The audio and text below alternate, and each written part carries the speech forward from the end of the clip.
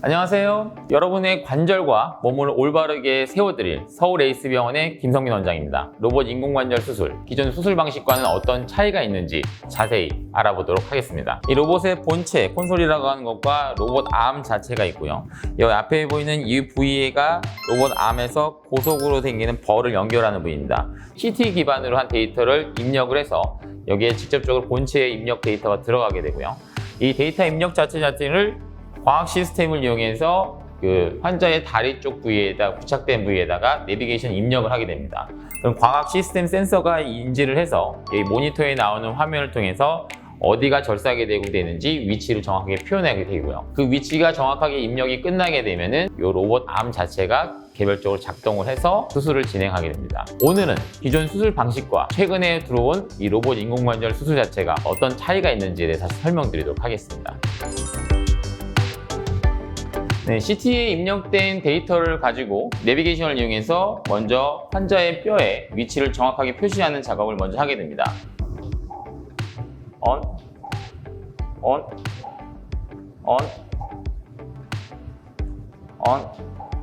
수많은 점을 이제 환자의 뼈에 있는 그 데이터를 입력을 해서 이 로봇이 인식할 수 있게 내비게이션 시스템을 이용해서 정확하게 일단 인지할 수 있도록 데이터 입력을 먼저 하게 됩니다. 자, 지금부터는 이제 로봇이 직접적으로 움직여서 여기 위에 어떠한 장치도 없이 기존의 데이터가 입력되어 있던 내비게이션 시스템을 이용해서 로봇이 절삭하는 과정을 보여드리도록 하겠습니다.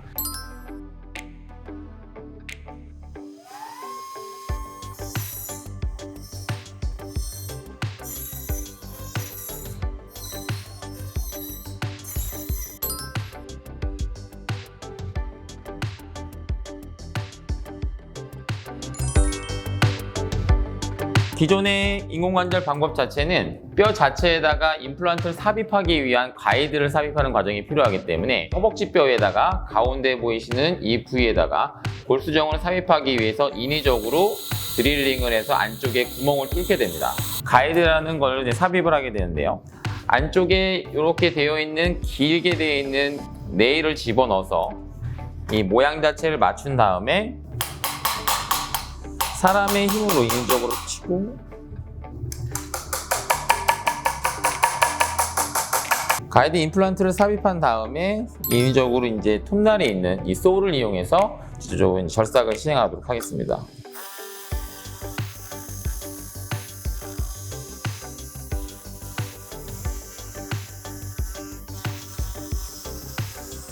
지금 보시는 것처럼 안에 들어가서 많이 움직이게 되는데요. 이 움직이는 과정에서 접촉 면적이 많이 일어나기 때문에 이 과정에서 자른 면을 다시 데일 때 열 발생이 좀 생길 수가 있습니다. 그래서 이 내부 쪽에 있는 골세포 자체가 약간 데워져서 그것 때문에 손상이 조금 될 수 있다는 그런 좀 단점이 좀 있을 수 있습니다.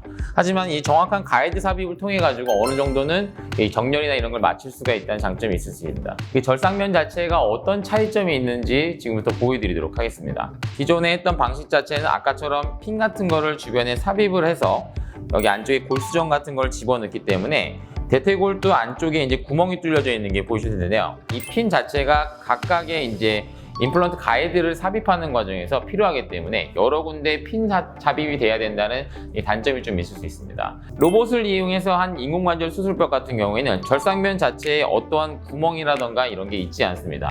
아까 보시는 것처럼 3D 내비게이션 시스템을 이용해서 로봇이 암 자체가 직접적으로 이동을 해서 고속 벌을 이용한 밀링 시스템을 하기 때문에 면 자체가 비단결처럼 실제로 보게 되면 굉장히 부드럽고요. 세포 손상이 적기 때문에 그 세포에서 마찰열로 인한 그 손상 자체가 적은 것을 볼 수 있습니다. 두 수술 방법의 가장 큰 차이점은 기존 인공관절 수술 방법 같은 경우에는 외부에서 직접적으로 내 뼈 자체에 약간 손상이 좀 올 수 있습니다. 이로 인해서 피가 조금 많이 날 수가 있고 출혈량이 많아지는 경우에는 수혈을 조금 해야 된다는 그런 단점이 좀 있을 수 있고요. 아까 보이시는 것처럼 소잉 시스템을 이용해서 들어가기 때문에 굉장히 빠른 고속의 톱날 자체가 들어가면서 주변에 마찰열이 생깁니다. 그래서 뼈 자체에도 세포들로 이제 구성이 되어 있는데 그 세포 손상이 되면서 뼈 자체가 약간 손상이 되는 그런 문제가 있을 수가 있습니다. 예전에 골절 수술을 해서 뼈 모양이 변형됐거나 아니면 선천적으로 뼈 자체의 모양이 많이 틀어진 경우에는 정확도가 떨어지고 수술 이후에 약간 오차가 발생할 수밖에 없었는데요. 로봇 인공관절 수술 같은 경우에는 3D 내비게이션 시스템을 이용해서 CT를 통해서 데이터를 입력을 해서 각 고관절, 무릎, 발목의 축을 일렬로 맞춘 다음에 로봇 암 자체가 공중에서 직접적으로 밀링 시스템을 이용해서 뼈 절삭을 하기 때문에 정확하게 다리 모양 자체가 일자로 펴지는 것을 볼 수가 있습니다. 밀링 시스템 같은 경우에는 고속벌을 이용해서 한번 자리가 지나가게 되면 다시 그 자리로 오진 않습니다. 열 반응이 좀 적고 세포 손상이 적고 그리고 안쪽에 생리식염수를 계속 뿌리면서 수술하기 때문에 수술 감염 가능성이 좀 적고 하는 그런 장점들이 있을 수가 있습니다.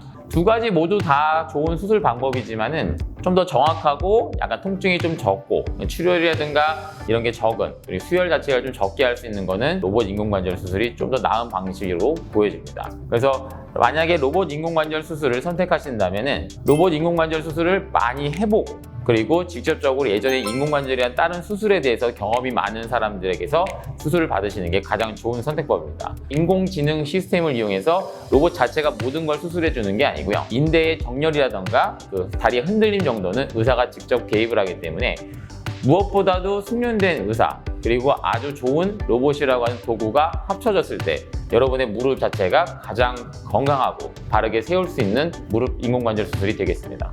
감사합니다.